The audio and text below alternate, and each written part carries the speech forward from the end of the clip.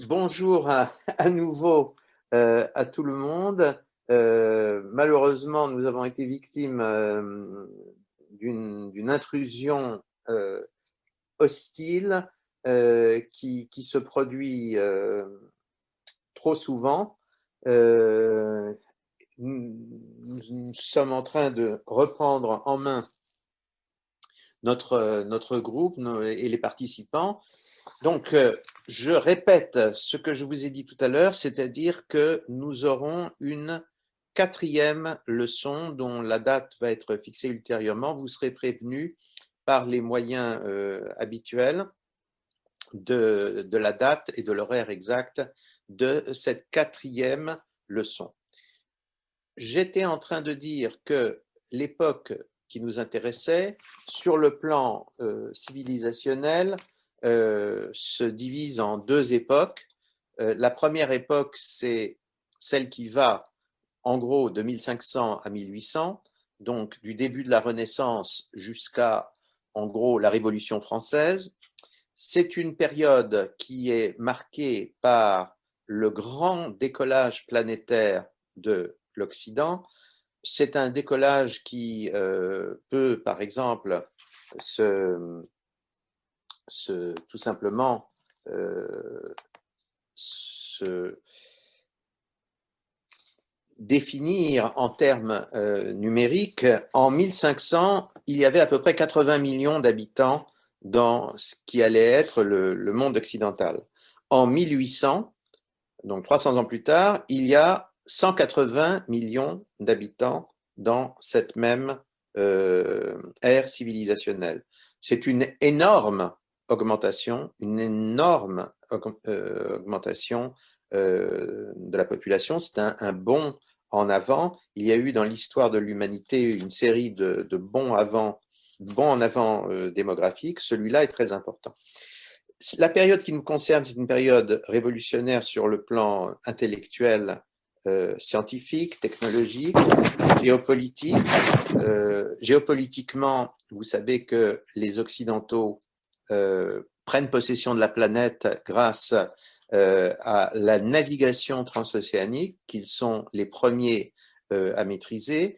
Ils vont découvrir et asservir la moitié du monde, l'hémisphère occidental, qui était jusque-là inconnu, qui vivait en quelque sorte en autarcie par rapport à l'hémisphère oriental, mais ils vont également prendre le contrôle de toutes les lignes maritimes du monde et peut-être pas déjà contrôler, asservir ou coloniser l'ensemble de l'Afrique, l'ensemble de l'Orient, l'ensemble de l'Extrême-Orient, mais déjà entrer en relation avec ces régions du monde et d'une façon ou d'une autre faire rentrer ces régions du monde dans la zone d'influence occidentale.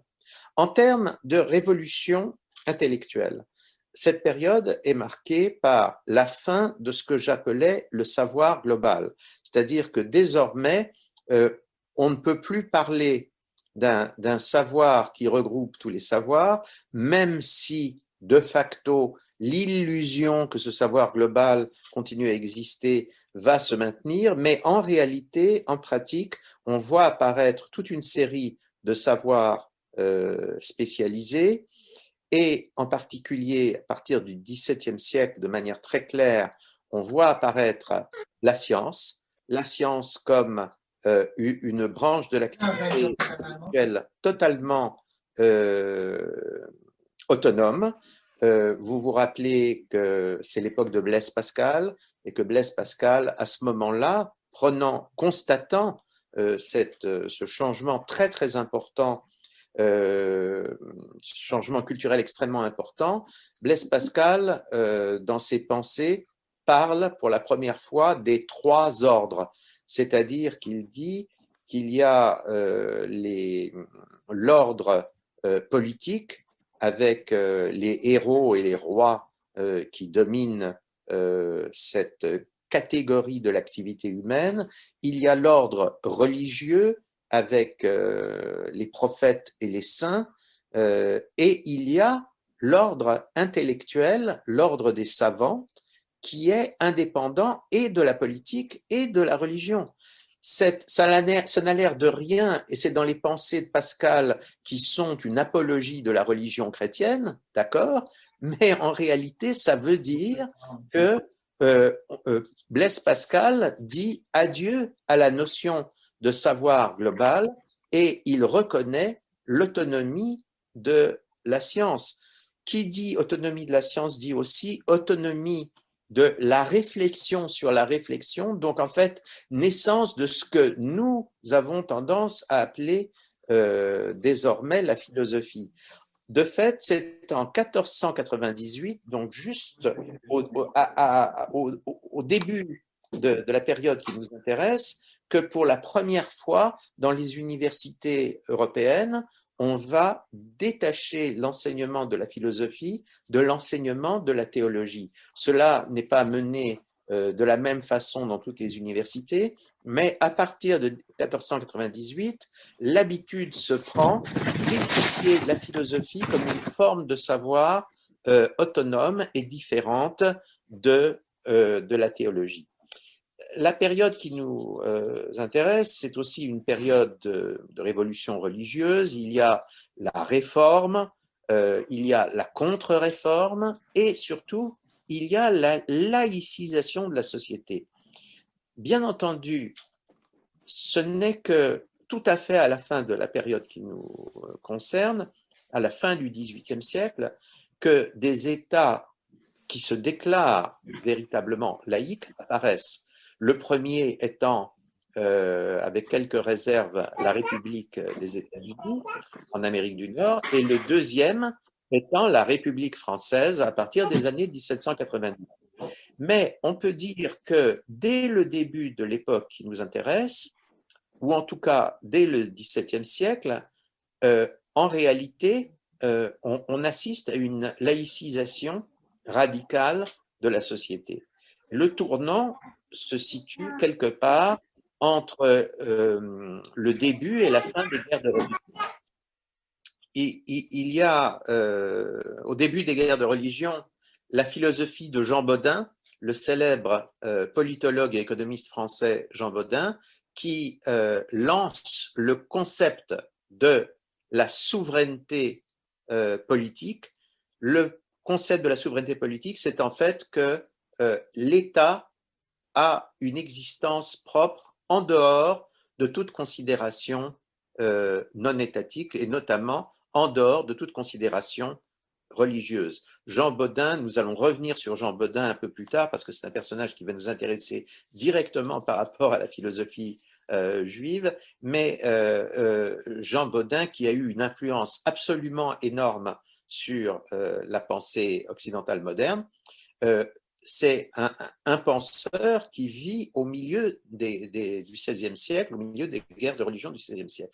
Et à la fin des guerres de religion, les guerres de religion se terminent en Europe avec la fin de la guerre de 30 ans, avec les traités de Westphalie qui réorganisent l'Europe. Et à partir de ce moment-là, on décide deux choses. On décide que tous les États européens, quelle que soit leur origine et leur nature, sont souverains au sens de Jean Bodin, c'est-à-dire que leur légitimité ne procède que d'eux-mêmes. Et par ailleurs, on décide, et ça c'est complètement nouveau, c'est une sorte de révolution cataclysmique, on décide que chaque religion, chaque État aura la religion de son souverain. Alors, ça n'a l'air de rien, c'est une façon de dire ok, d'accord, on reconnaît que chaque souverain a le droit d'imposer sa religion à ses sujets. Mais en réalité, reconnaître une chose de ce genre et en même temps reconnaître la souveraineté de chaque État, c'est une démarche de laïcisation radicale parce que on accepte pour la première fois que la légitimité ultime des relations internationales ne repose plus sur la religion, même si la religion reste un facteur important au sein de chaque de chaque État. Cette période a pour conclusion les deux grandes révolutions politiques, la révolution américaine et la révolution française. Alors bien entendu, on a l'habitude de considérer que la révolution française est l'événement le plus spectaculaire à beaucoup de points de vue, mais en réalité, c'est bien la révolution américaine qui a été historiquement le tournant le plus important, au point d'ailleurs que la Révolution française, qui intervient juste après la Révolution américaine, souvent a été conçue comme une sorte de mème. Vous savez, connaissez le mot actuel mème, une sorte de remake de la Révolution américaine. Il y a dans le vocabulaire même de la Révolution française beaucoup de mots qui ont été directement empruntés à la Révolution américaine. La Convention nationale, convention n'est pas un mot français à l'origine, c'est un mot américain qui a été repris parce que la Révolution française est une imitation ou une suite ou une continuation de la Révolution américaine. La deuxième époque moderne, donc, qui commence à ce moment-là, c'est une époque où l'Occident non seulement domine le monde, mais va en fait absorber le monde entier. Entre 1800 et 2000, l'Occident devient le monde. Et par un phénomène très intéressant, et qu'un philosophe moderne aura étudié en détail, je pense à Hegel, n'est-ce pas? Le monde occidentalisé va finir par se révolter contre l'Occident avec les armes de l'Occident, ce qui est la problématique géopolitique que nous vivons aujourd'hui au XXIe siècle. Cette deuxième époque moderne, elle est marquée par une explosion humaine encore plus importante que celle dont a bénéficié le monde européen ou occidental entre 1500 et 1800. Il y a 1 milliard d'êtres humains sur la Terre en 1800, il y en a 6 milliards en l'an 2000 et il y en aurait actuellement en 2020 7 milliards et demi. Mais ce qui s'est passé, c'est que alors que les Occidentaux de souche ont atteint un sommet vers 1900, ils représentaient approximativement un tiers de l'ensemble de l'humanité. Aujourd'hui, ils sont tombés à 20% seulement de l'ensemble de l'humanité et leur part pourrait décroître. Alors, les Juifs dans ce contexte, les Juifs, comme je l'ai dit, leur centre de gravité va se trouver dans ce monde occidental en pleine expansion pendant les deux périodes que nous avons mentionnées. On peut dire que pendant la plus grande période ainsi considérée, les Juifs vont être acceptés à condition qu'ils s'occidentalisent, ce qui se passe par une forme ou une autre d'abandon du judaïsme et de conversion religieuse ou conversion civilisationnelle, ce qu'on a appelé l'assimilation. Ils sont rejetés plus ou moins, avec plus ou moins de, disons, de ténacité s'ils continuent à être juifs. Ils sont ensuite rejetés encore plus violemment, même s'ils se sont occidentalisés. Donc nous sommes dans une période dominée par des expulsions, la plus célèbre étant l'expulsion de départ, l'expulsion des Juifs de la péninsule ibérique tout à fait à la fin du XVe siècle, par des exclusions. Il y a toutes sortes de mesures, disons, d'exclusion, de ségrégation à l'égard des Juifs qui dominent complètement cette époque et qui reviennent à certaines autres époques. Et puis enfin, il y a des génocides, il y a des destructions physiques de parties importantes du peuple juif, comme il faut bien le dire, on en a vu statistiquement relativement peu entre l'époque romaine et l'époque moderne. Mais en même temps, les Juifs font preuve d'une extraordinaire résilience.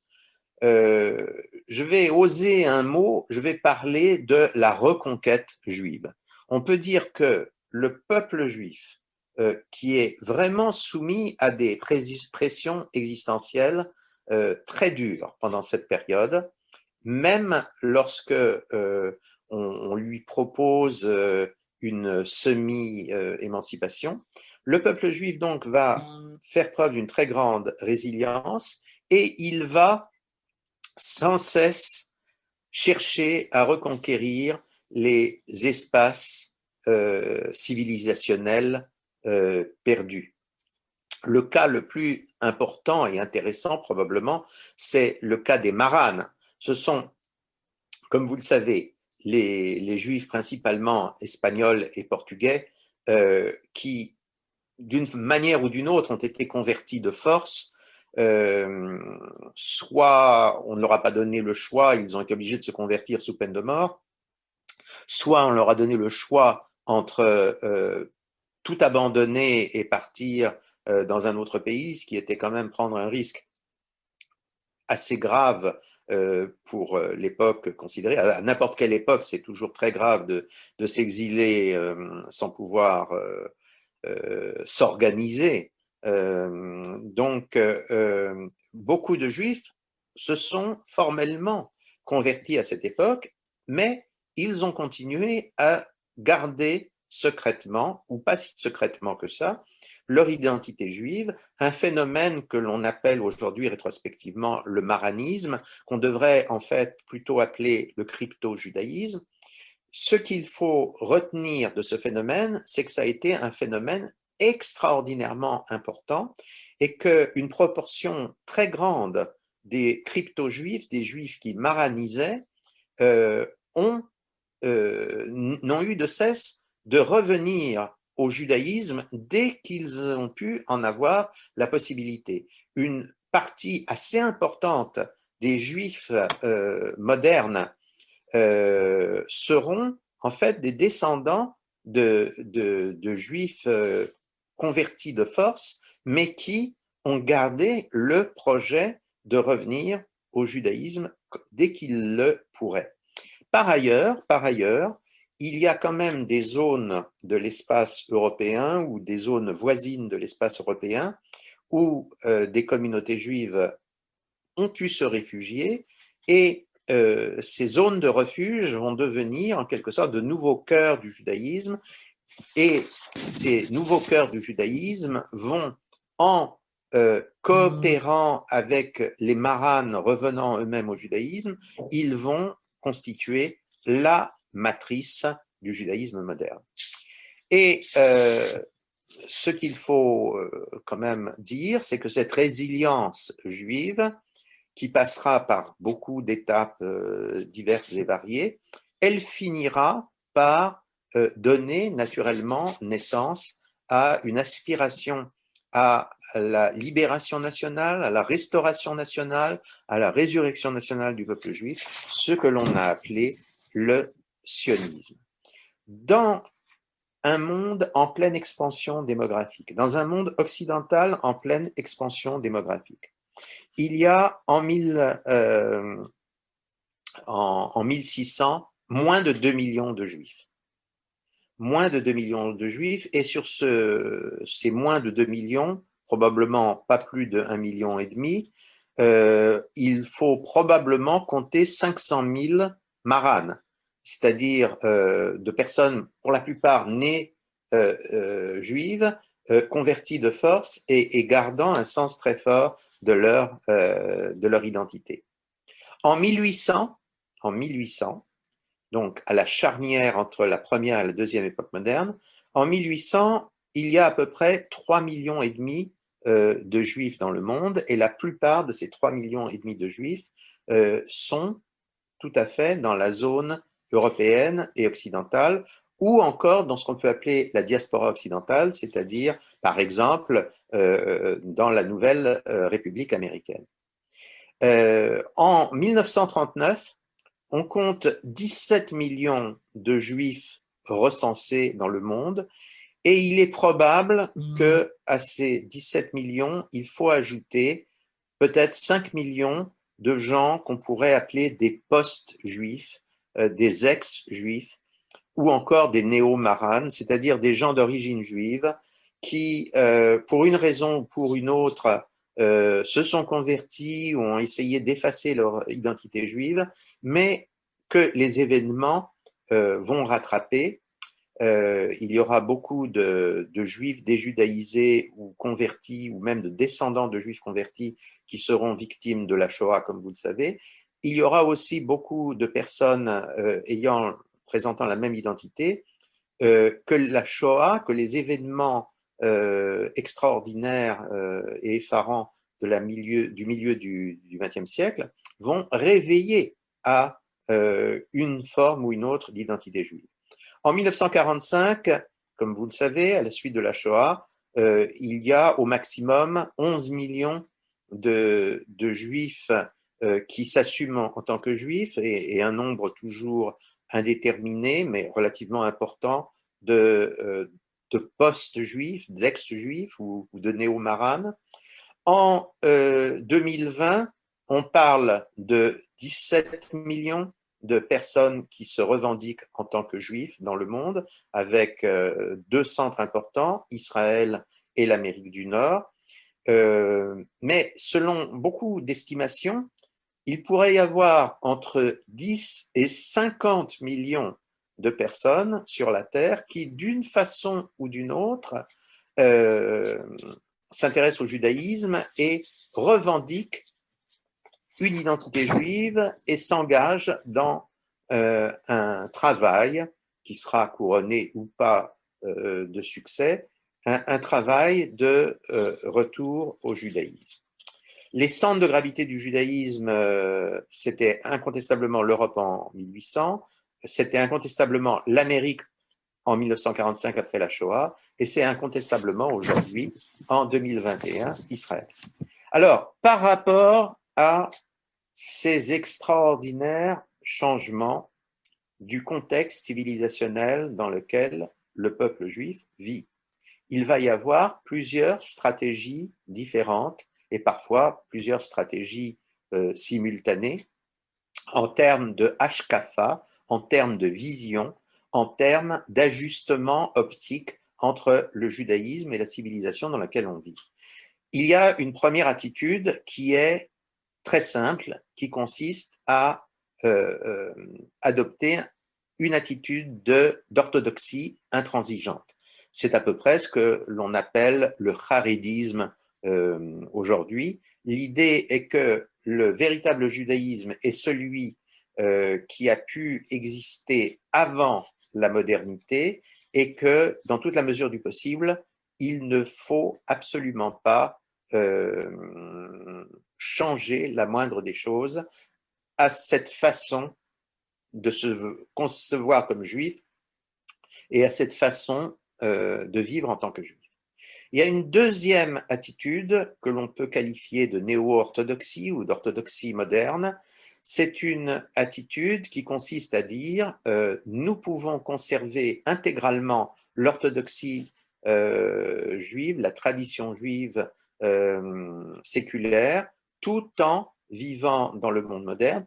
En gros, il s'agit à nouveau de faire un compromis entre la technosphère du monde moderne que l'on accepte et la noosphère du judaïsme que l'on décide de maintenir sans concession.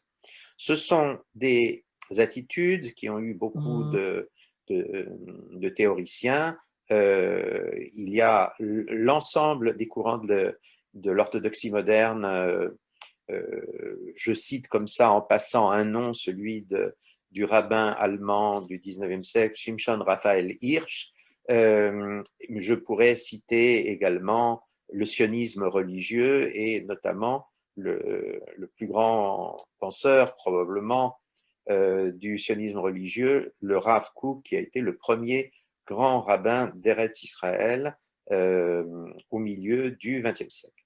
La troisième stratégie ashkafatique, c'est ce qu'on pourrait appeler le compromis traditionnaliste. C'est-à-dire, c'est à peu près la même chose que l'orthodoxie moderne, sauf que, disons, on est prêt à accepter beaucoup plus de la noosphère occidentale. On est prêt à se dire que le judaïsme, finalement, est un phénomène historique et que, en tant que phénomène historique, il a pu subir toutes sortes de changements et il peut être amené à s'engager dans des changements importants, y compris en matière de pratique du judaïsme, de halakha à l'époque moderne. Quatrième attitude, c'est l'attitude dite de la réforme juive. La réforme juive consiste à dire le judaïsme doit se moderniser radicalement, il doit devenir partie intégrante de la civilisation occidentale, on doit être occidental pour l'essentiel de sa vie et garder le judaïsme comme une sorte de foi ou de sensibilité intime. Enfin, il y a une dernière stratégie qui consiste à dire malheureusement, on ne peut pas continuer à rester juif parce que la pression est trop forte, donc nous allons nous assimiler à une civilisation qui n'est pas la nôtre. Nous savons que nous allons renoncer en partie au judaïsme, mais c'est un renoncement qui n'en est pas un vraiment parce que le judaïsme a tellement apporté à la civilisation occidentale globale que nous sommes chez nous dans cette civilisation. Il y aura dans toute cette époque beaucoup de juifs qui vont penser. Il y aura beaucoup de philosophes, il y aura beaucoup de scientifiques. Selon une estimation dont on pensera ce qu'on veut, il paraît qu'un tiers de l'ensemble des prix Nobel depuis que le prix Nobel existe, en particulier dans les matières scientifiques, dans les disciplines scientifiques, un tiers des prix Nobel seraient juifs ou d'origine juive. Je ne sais pas ce que valent ce genre de statistiques. Je sais de manière claire que beaucoup de juifs prix Nobel revendiqués en tant que tels n'étaient pas vraiment juifs, étaient peut-être d'origine juive, mais n'étaient pas réellement juifs au moment où ils ont reçu le prix Nobel. On dira également que 3 penseurs qui ont eu une influence tout à fait déterminante sur le monde moderne, Marx, Freud et Einstein, étaient juifs. Je crois que nous devons tout de même, puisque nous allons parler, notre objet, c'est quand même la philosophie juive, nous devons essentiellement nous dire, essentiellement nous en tenir à ceux qui pensent en tant que juifs. C'est-à-dire, on ne va pas considérer toutes les personnes nées juives ou d'origine juive qui ont pu philosopher. On va retenir simplement ceux qui, nés juifs, se sont posés des questions, nés juifs et élevés, si possible, dans un judaïsme conscient, se sont posés des questions sur le judaïsme, se sont posés des questions sur l'existence juive. Il y a des questions que nous nous posons toujours aujourd'hui. Nous vivons toujours d'une certaine manière dans l'époque et le contexte moderne.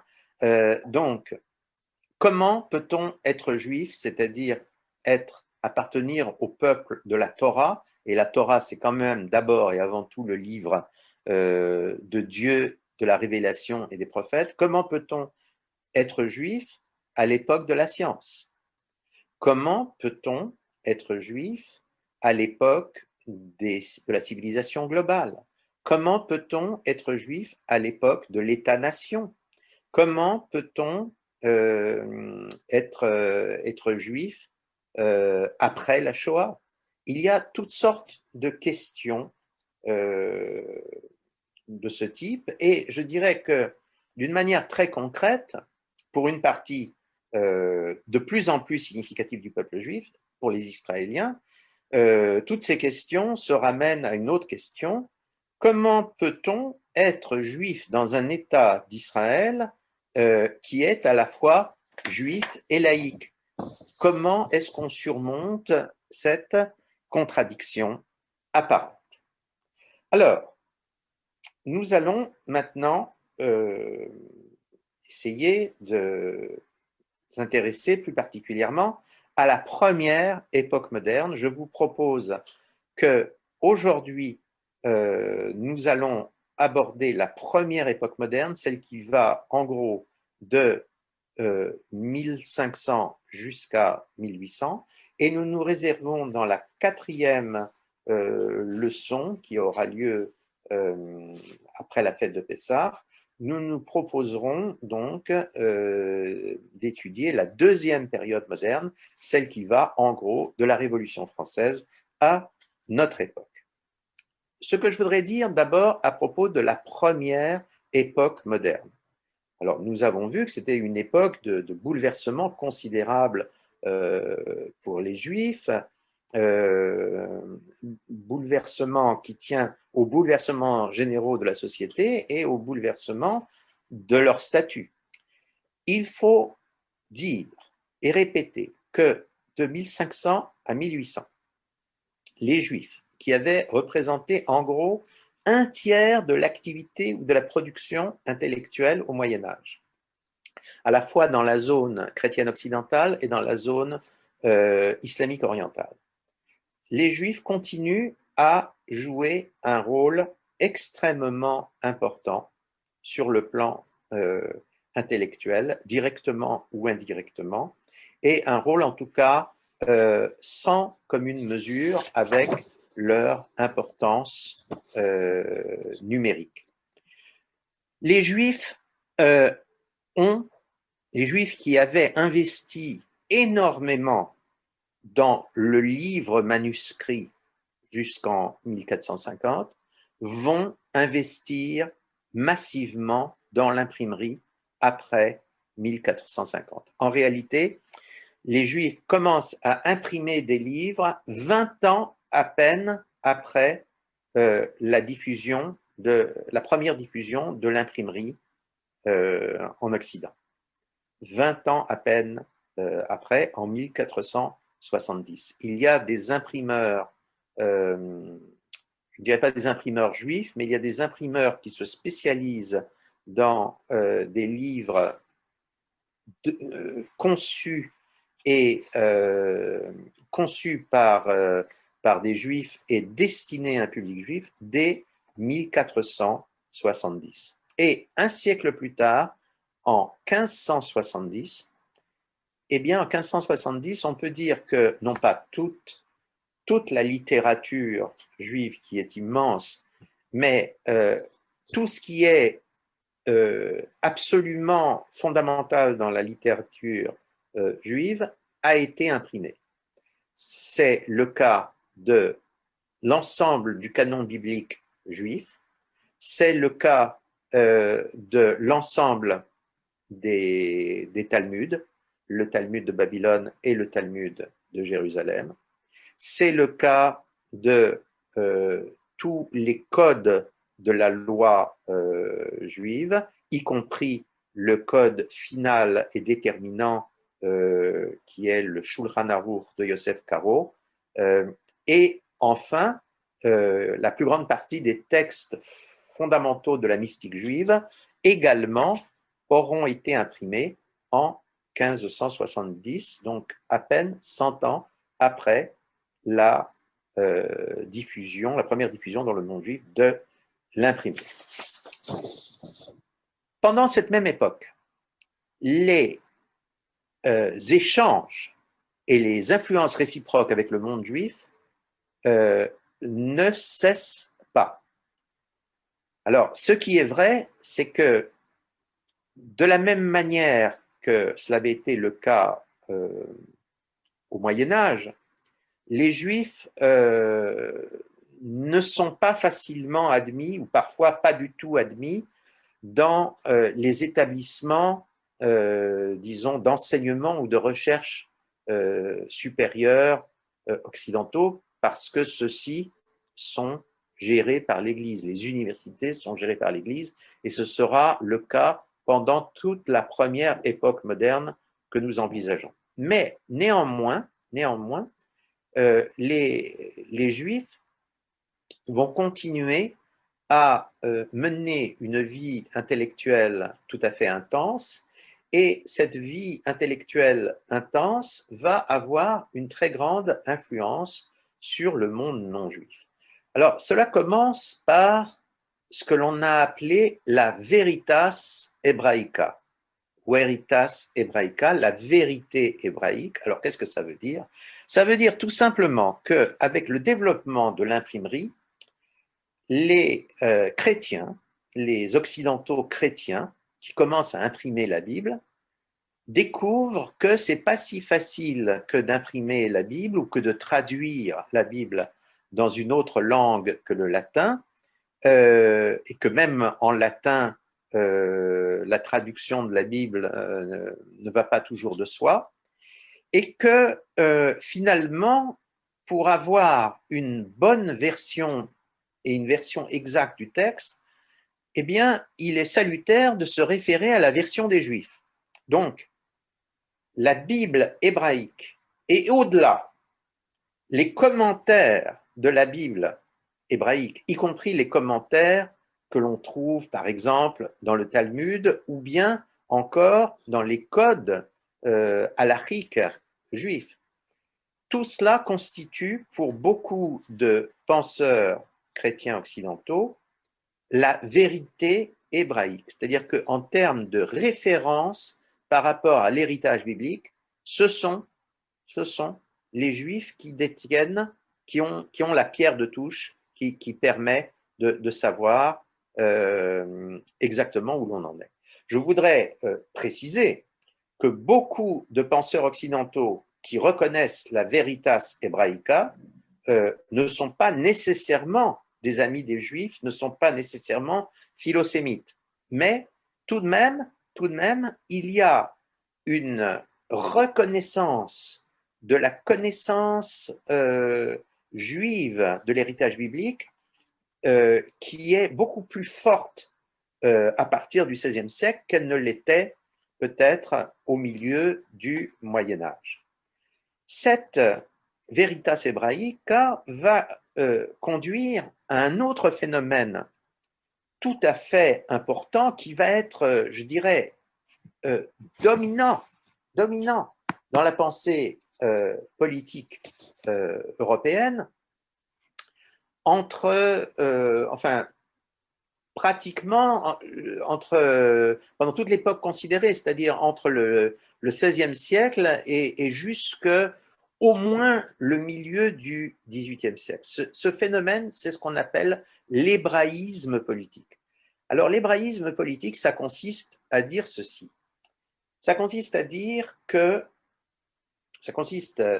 en ceci, les Occidentaux qui vivent eux-mêmes, nous l'avons dit amplement tout à l'heure, qui vivent des époques de bouleversements extraordinaires et qui se posent des problèmes politiques profonds par rapport à l'État, aux relations entre le politique et le religieux, les Occidentaux, tout d'un coup, vont se dire, mais dans le fond, peut-être que les Juifs ont la clé de nos problèmes.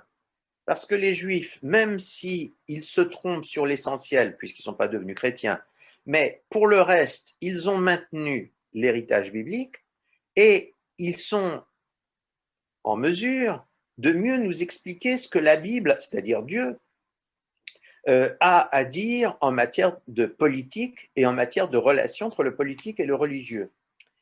Et donc, nous voyons dès le XVIe siècle, de manière absolument prédominante au XVIIe siècle et encore assez largement au XVIIIe siècle, nous voyons la plupart des juristes et surtout des politologues occidentaux se référer sans arrêt à l'héritage juif pour essayer de mieux comprendre et définir leur propre civilisation occidentale moderne. Je donne comme cela des noms. Il y a un nom sur lequel nous avons déjà dit quelque chose et nous allons revenir. Jean Bodin, le grand Jean Bodin. Le grand Jean Bodin est une expression de l'hébraïsme politique. Mais savez-vous que Thomas Hobbes, le grand politologue anglais, autre très grand théoricien de l'État, Thomas Hobbes, non seulement connaissait très très bien la culture politique, religieuse et politique juive, mais il connaissait l'hébreu, il avait accès dans le texte non seulement à la Bible ou à des œuvres de philosophie comme celle de Maïmonide, mais il avait accès au texte talmudique. La seule question que les historiens n'ont pas tout à fait réglée, c'est de savoir s'il avait accès aux commentaires de Rachi dans le texte ou pas, en caractère Rachi ou pas. Voilà le genre de questions que l'on peut se poser. Il faut comprendre que la plupart des théories sur l'État moderne qui sont élaborées entre, en gros, Jean Bodin au XVIe siècle et John Locke au début du XVIIIe siècle, toutes ces théories sont des variations sur un apport juif et hébraïque. Et les politologues européens occidentaux qui s'inspirent ouvertement de la tradition juive peuvent être eux-mêmes amis des juifs, ennemis des juifs, philosémites, antisémites. Ça n'a aucune importance. L'important est qu'ils ont besoin de mieux comprendre ce qu'il y a dans la tradition juive sur ces questions épineuses. Et de fait, ce que les Juifs leur apprennent, directement ou indirectement, va être constitutif de la vision moderne de l'État et de la société. Et enfin, il faut dire une chose importante aussi, c'est que une partie, pas tous, j'ai insisté sur le fait que beaucoup de ces penseurs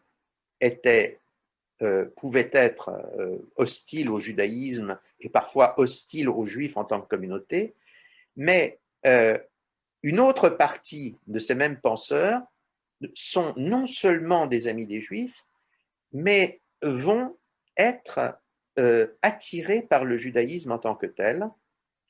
Et pour certains d'entre eux, il semble bien qu'ils se soient, sinon convertis au judaïsme, du moins convertis à la forme universelle du judaïsme qu'on appelle la religion des enfants de Noé, le noachisme ou noachisme. Et en particulier, c'est là que je reviens pour la troisième et dernière fois sur Jean Bodin. Jean Bodin, le célèbre, le très grand politologue et économiste français du XVIe siècle. Jean Bodin a écrit un livre extraordinaire qui s'appelle Le dialogue des sept sages, Colloquium Heptaplomeres, qui est une sorte de dialogue entre les représentants des différentes religions ou philosophies qui avaient cours au XVIe siècle. Et celui qui préside ce colloque, et qui en fait a le mot de la fin, c'est le juif, c'est le rabbin. Alors, on s'est beaucoup penché sur Jean Bodin. Il y a eu certains historiens qui ont imaginé que Jean Bodin pouvait être d'origine marane par sa mère. Ce point de vue a été à peu près écarté par la plupart des historiens. On peut tout simplement parler d'une très grande proximité intellectuelle de la part de Jean Bodin, et ce genre de proximité va se retrouver chez beaucoup de grands penseurs, notamment de grands penseurs politiques occidentaux au XVIIe siècle et au XVIIIe siècle. Si bien que on peut dire que dans la période qui nous intéresse, le judaïsme doit être considéré comme une source très importante de la civilisation occidentale et en particulier de ce que nous appelons aujourd'hui, on n'avait pas comme ça au début, mais on est arrivé au point où on appelle ça la démocratie occidentale moderne.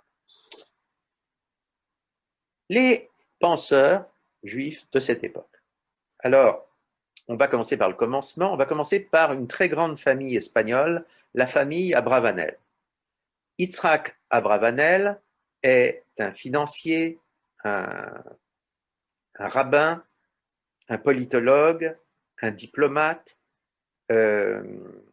C'est un homme extraordinaire qui est né à Lisbonne, dont la famille a des attaches à la fois avec la communauté juive espagnole et avec la communauté juive du Portugal. Abravanel est une sorte de quasi-premier ministre des rois catholiques au moment de la conquête de Grenade en 1491. Il a été l'homme qui a rendu possible le mariage des rois catholiques, d'Isabelle de Castille et de Ferdinand d'Aragon. Et Isaac Abravanel reçoit comme un choc frontal l'édit de l'Alhambra en 1492, c'est-à-dire la décision des rois catholiques de donner le choix aux juifs espagnols entre se convertir et rester en Espagne et garder leur rang dans la société, ou bien quitter l'Espagne. Beaucoup de juifs, je l'ai dit, décident de rester en Espagne au prix d'une conversion.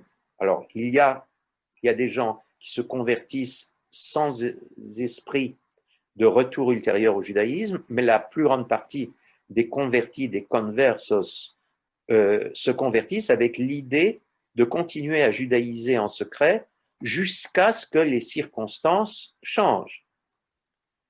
Abravanel, lui, refuse de se convertir. Il quitte donc, il fait partie des Juifs espagnols qui quittent l'Espagne en 1492. Il va en Italie, d'abord en Sicile, et puis ensuite à Naples, et enfin finalement dans la République de Venise.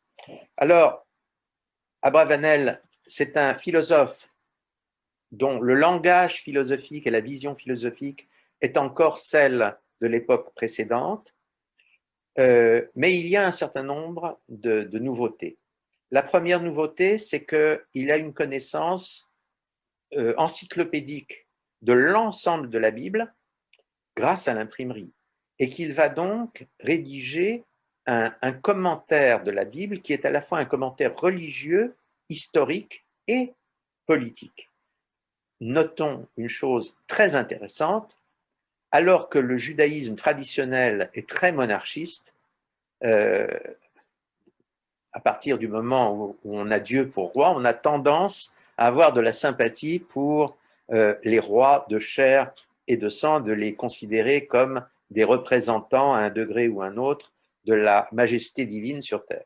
Lui, Abravanel, il est radicalement républicain, et quand je dis radicalement républicain, son commentaire biblique tout simplement considère que la monarchie est ce qui a fait fauter le peuple d'Israël à l'époque du premier temple et même à l'époque du deuxième temple. Donc, il y a un radicalisme républicain qui est tout à fait intéressant de sa part. C'est un homme qui s'inscrit dans la tradition de Maïmonide, c'est un homme qui affirme que la Torah est la science, que la Torah est la science qui est en plein essor, obéissent à deux logiques différentes, mais en définitive sont deux formes semblables, en tout cas voisines, de la même sagesse à la fois humaine et divine. Abravanel a un fils qui s'appelle Yehuda, donc Léon ou Léo, et qui naît quand son père habite encore à Lisbonne, et qui, lui, ira vivre en Italie comme son père. Et ce Yehuda Abravanel, ou Léon Abravanel, eh bien, il va être connu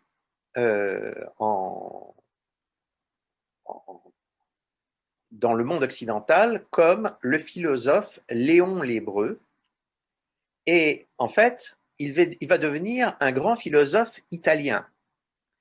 Un grand philosophe italien qui va redécouvrir Platon et le platonisme, notamment à travers une lecture beaucoup plus précise de l'original de Platon. Donc on sort un peu de ce que l'on a appelé le néoplatonisme et on entre dans le début d'une renaissance platonicienne. Et donc, Yehuda Abravanel va écrire en italien une œuvre appelée Les dialogues d'amour, Dialoghi d'amore, qui est une sorte de reconstitution du platonisme. C'est à mi-chemin entre l'ancien néoplatonisme et le vrai platonisme. C'est une reconstitution donc du platonisme qui pourrait être compatible aussi bien avec la civilisation antique, la civilisation chrétienne ou la civilisation juive. Et ce philosophe domine totalement l'Italie et l'Europe du XVIe siècle. À la fin du XVIe siècle, nous avons dans une autre région d'Europe un personnage qui est d'abord un très très grand rabbin. Il s'appelle Yehuda Lev ben Betzalel. Il est plus connu sous son anagramme hébraïque, le Maharal, c'est-à-dire notre maître, le Rav Yehuda Lev, et il a vécu presque 100 ans puisqu'il est né à Poznan en 1512, au début du XVIe siècle, et il meurt à Prague en 1609. Donc vous voyez, à 3 ans près, il aurait vécu 100 ans. Le Maharal de Prague, c'est un immense rabbin, mais c'est surtout un philosophe. Et quand je dis un philosophe, d'une certaine manière, c'est le plus grand ashkafatiste juif, pratiquement avec Yehuda Halevi et Maïmonide. On peut dire que c'est l'homme qui a proposé la vision d'ensemble du judaïsme qui pourrait être compatible avec la civilisation universelle, la plus ambitieuse et la plus systématique. Le point de vue du Maharal, de Yehuda Lev, est extrêmement original, puisque d'une part, en bon rabbin qu'il est, il rejette totalement ce qu'il appelle la science grecque. Et en réalité, ce qu'il appelle science grecque, c'est la scolastique. Toute la tradition scolastique lui paraît dangereuse, frelatée et tout simplement erronée, éloignée de la réalité du monde. Et en revanche, il s'intéresse beaucoup à la science moderne qui est en train de naître et il considère qu'il n'y a aucune contradiction entre la science moderne, c'est-à-dire une science fondée sur l'observation et l'expérience, et la Torah.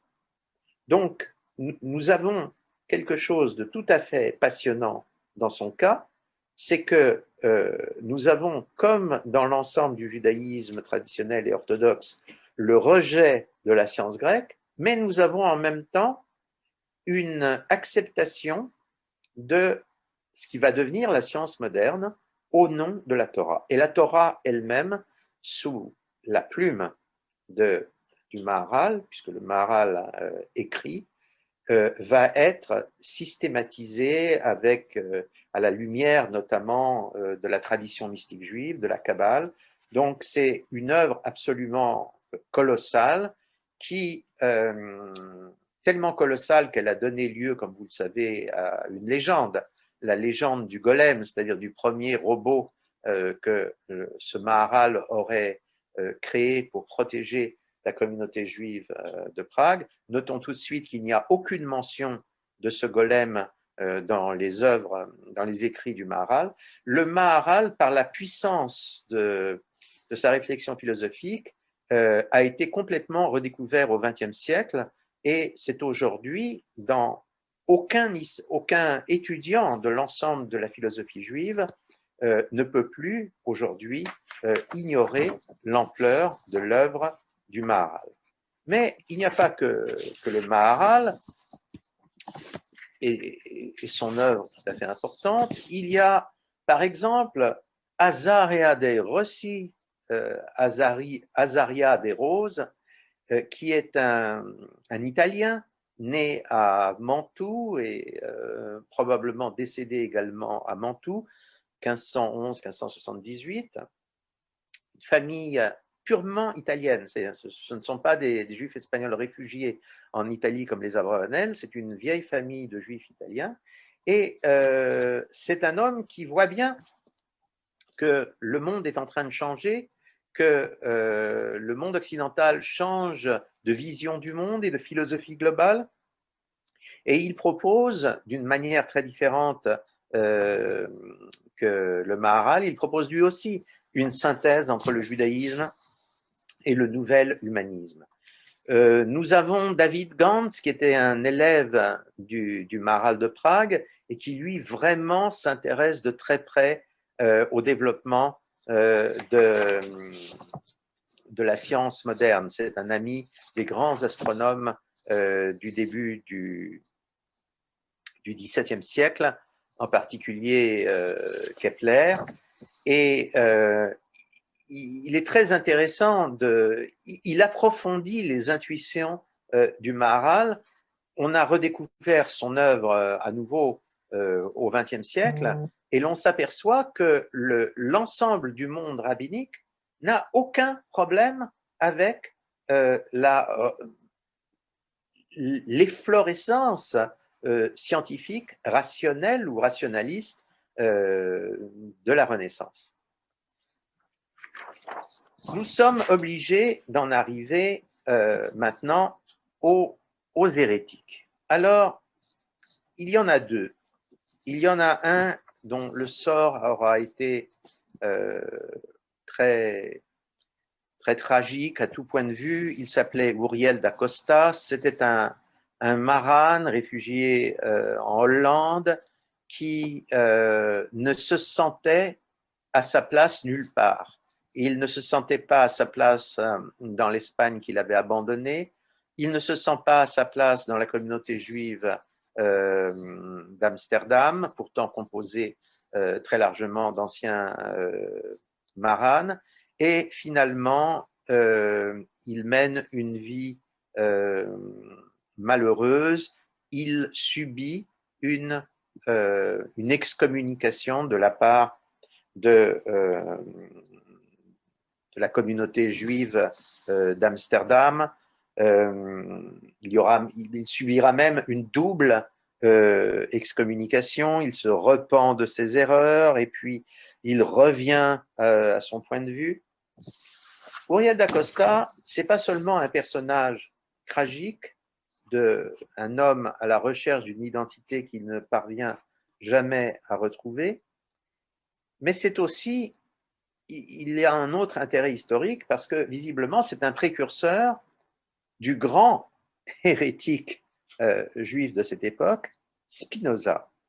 Alors, Spinoza, lui, est né à Amsterdam dans une famille d'origine marane, mais revenu au judaïsme et revenu au judaïsme orthodoxe et pratiquant.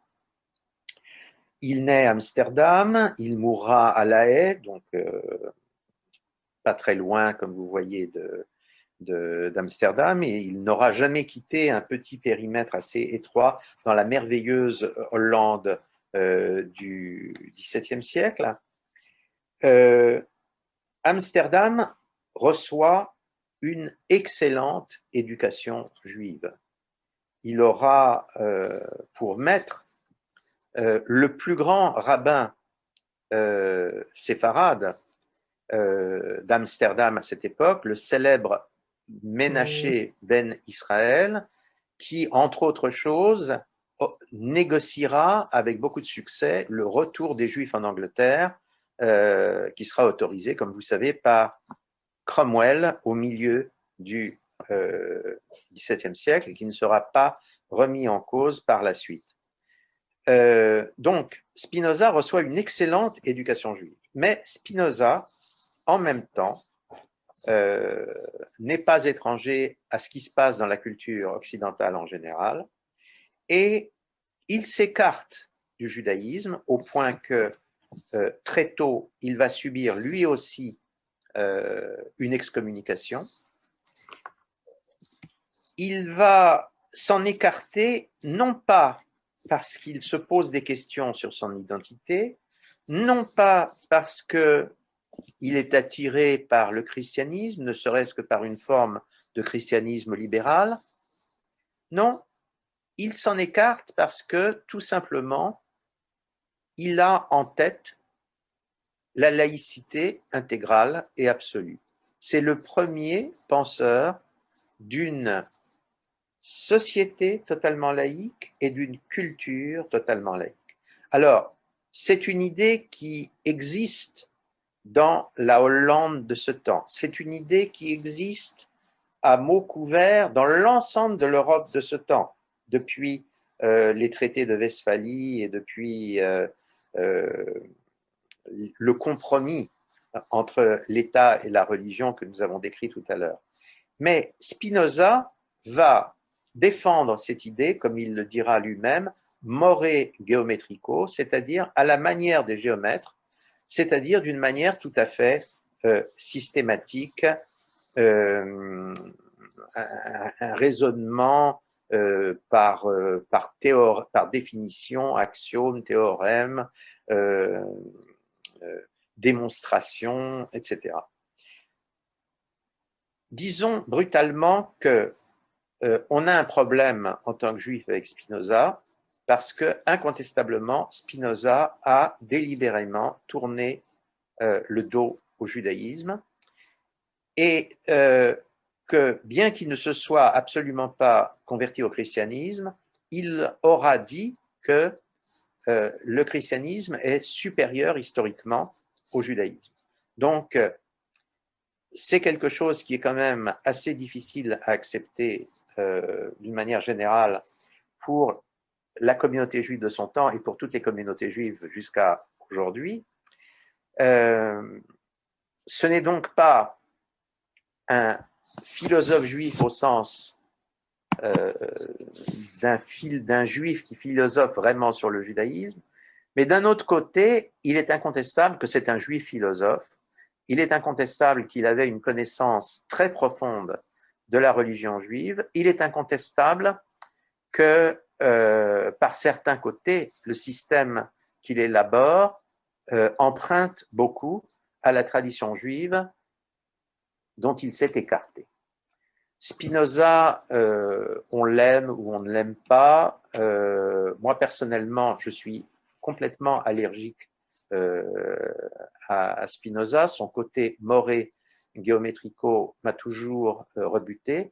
Je constate simplement que des philosophes européens de première grandeur, y compris un philosophe totalement différent apparemment, et pour lequel, à titre personnel, j'ai en revanche une très grande admiration, je parle de Nietzsche, avaient eux-mêmes une énorme admiration pour Spinoza. Donc Spinoza est un peu plus que le penseur de la laïcité, c'est probablement historiquement un très très grand philosophe, un philosophe né dans le judaïsme, un philosophe qui a évolué dans le judaïsme, mais qui s'est écarté du judaïsme.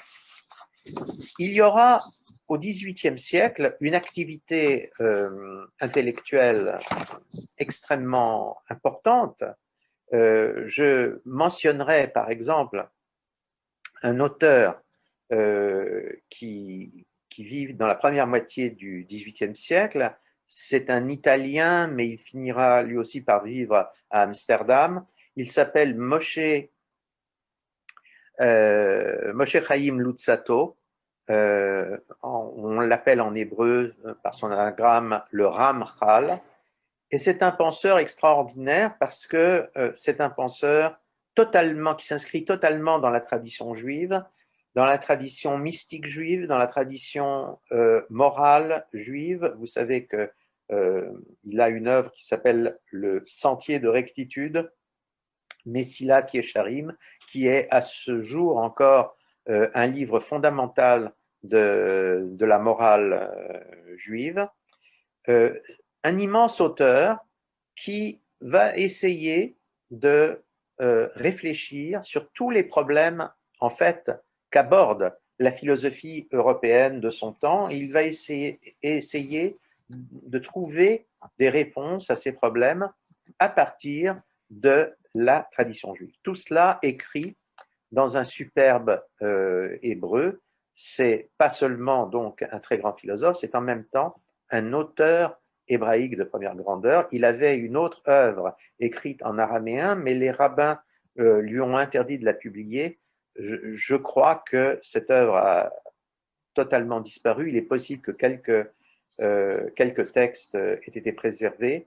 L'essentiel de l'œuvre de Luzzatto que nous connaissons est en hébreu. Et enfin, nous arrivons à l'homme qui clôt cette époque et qui est un homme sujet à beaucoup de controverses.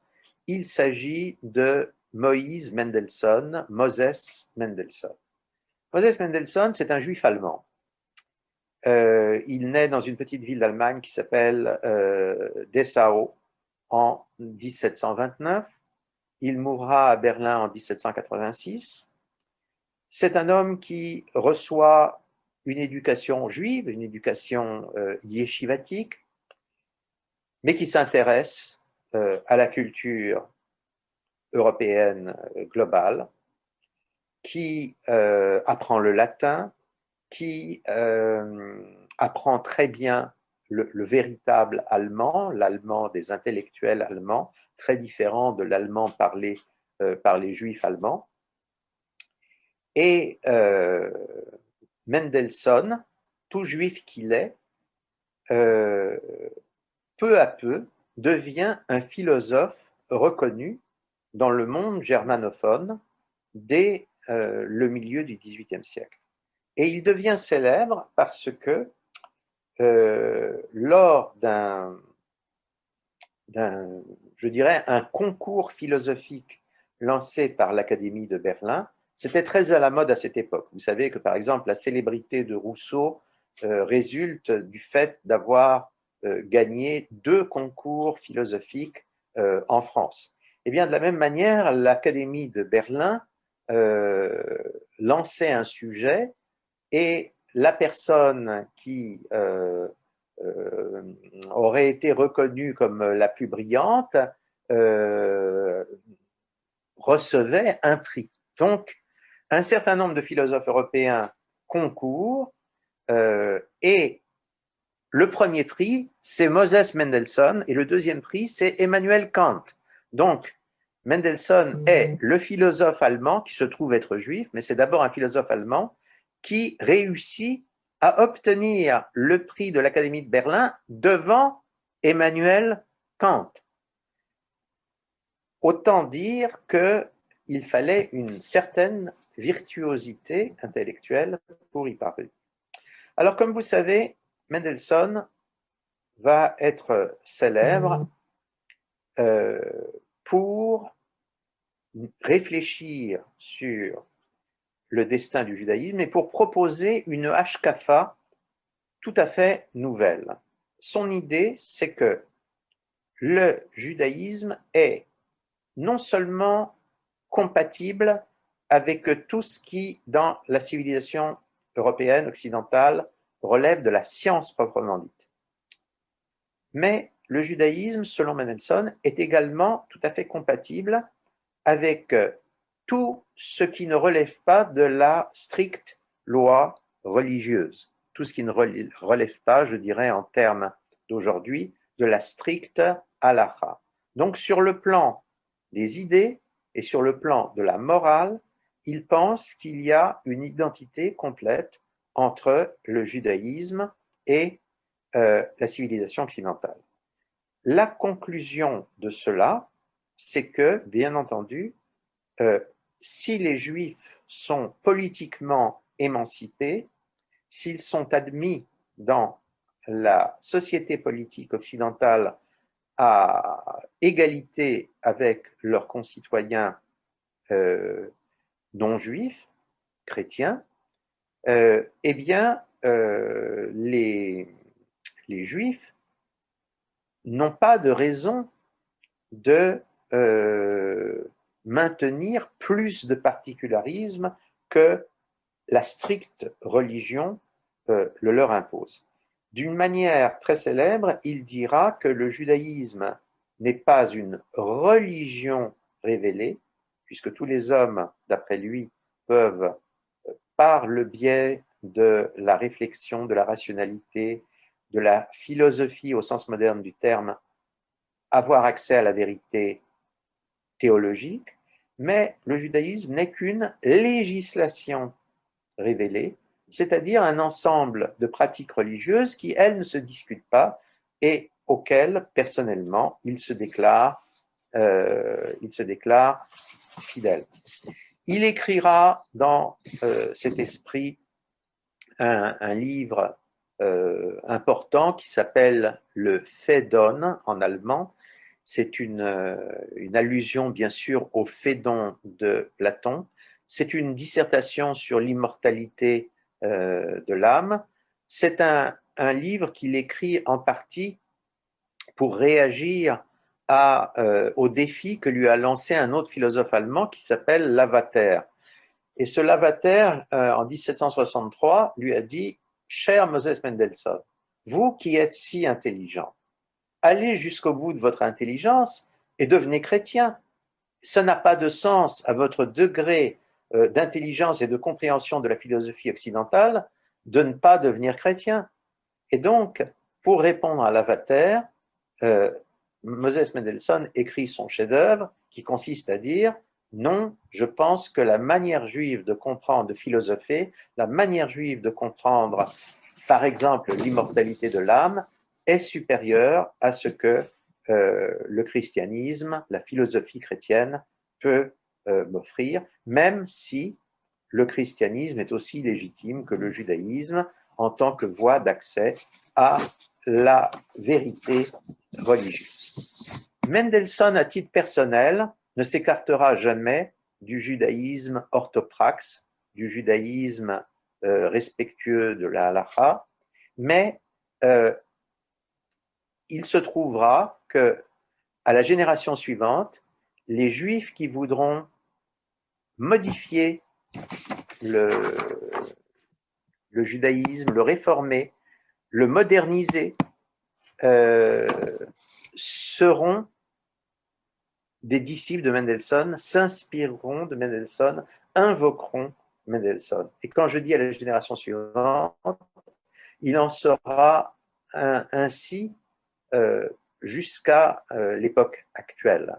Aujourd'hui encore, les juifs libéraux, progressistes, les juifs laïcs se réclament tous de Moses Mendelssohn, et bien entendu, il se trouve que c'était un peu fatal par voie de conséquence, les juifs traditionnels, les juifs orthodoxes, les juifs réellement conservateurs, je ne parle pas de ce qu'on appelle les conservatives en Amérique, auront tendance, au contraire, à rejeter Mendelssohn. Mais en réalité, je crois qu'il y a beaucoup plus de complexité dans la pensée de Mendelssohn qu'on veut le dire. Alors voilà, je crois que nous avons abordé dans ces grandes largeurs cette première époque de la philosophie juive moderne, la première époque de la modernité occidentale et la première époque de la philosophie juive moderne. Nous aborderons dans notre prochaine et dernière réunion, que nous n'avions pas prévue, mais que je pense nous aurons tous plaisir à organiser quand même. Nous aborderons donc la deuxième période moderne, la période qui va de la Révolution française à notre époque, et nous verrons à nouveau qu'il y a énormément de personnalités intéressantes, d'œuvres passionnantes et de débats qui font toujours sens pour nous. Alors, je ne sais pas si il y a le moyen d'engager une forme de dialogue maintenant entre nous. Je regarde s'il y a des remarques. Alors, il y a une personne qui pense que j'ai écarté Spinoza un peu facilement et que c'est dommage. Je ne crois pas que j'ai totalement écarté Spinoza. Il y a un problème avec la place de Spinoza dans la philosophie juive. Je l'ai indiqué. J'ai indiqué que Spinoza était beaucoup plus, d'une certaine façon, qu'un philosophe juif, même juif rebelle, même juif indépendant, qu'il était considéré tout simplement comme un des principaux philosophes occidentaux et par des personnalités tout à fait de premier plan. Bien sûr, je serais tout à fait heureux si le Centre européen du judaïsme organisait peut-être un séminaire sur Spinoza et les débats sur Spinoza. On peut très bien envisager cela ultérieurement. Je suis en train de regarder, de voir si d'autres questions me sont posées. Écoutez, je n'ai pas le sentiment que pour l'instant il y en ait d'autres. Je rappelle à chacun d'entre vous que nos conférences peuvent être visionnées en replay. Je rappelle à chacun d'entre nous que par le biais du Centre européen du judaïsme, chacun peut me contacter éventuellement et que je serai très heureux de répondre aux questions que vous pouvez être amenés à me poser. Alors, on me demande la date de la 4e conférence. Nous ne l'avons pas encore fixée, mais vous serez informés par le Centre européen du judaïsme ou pour certains d'entre vous, peut-être par un contact plus direct. Vous serez donc informés de cette date. En tout état de cause, il est entendu que cela se déroulera après la fête de Pessah, donc pas avant, on va dire, le premier tiers du mois d'avril. Voilà, donc je suis désolé de l'incident qui nous a perturbés au début de notre entretien. Malheureusement, ce genre d'attaque de hacker est assez fréquent sur Zoom et sur Internet. Je crois que nous avons échappé au pire. Nous remercions les animateurs du Centre européen du judaïsme qui nous ont permis de colmater la brèche. Et donc, c'est avec beaucoup de plaisir que je vous retrouverai d'ici peu pour une 4e leçon. À très bientôt et en attendant, pour ceux qui fêteront la fête de Pessah, la fête de la Pâque juive, je vous souhaite de bonnes fêtes. Et pour ceux qui fêteraient une autre fête de Pâques, je leur souhaite également de joyeuses Pâques. Ah, il y a une dernière question qu'on me pose et je vais quand même y répondre. Quelqu'un me demande, est-ce que vous pensez que la religion juive peut aider la démocratie française? Je suppose que la question se pose par rapport à la situation d'aujourd'hui. C'est une question intéressante. J'aurais tendance à dire modestement que oui.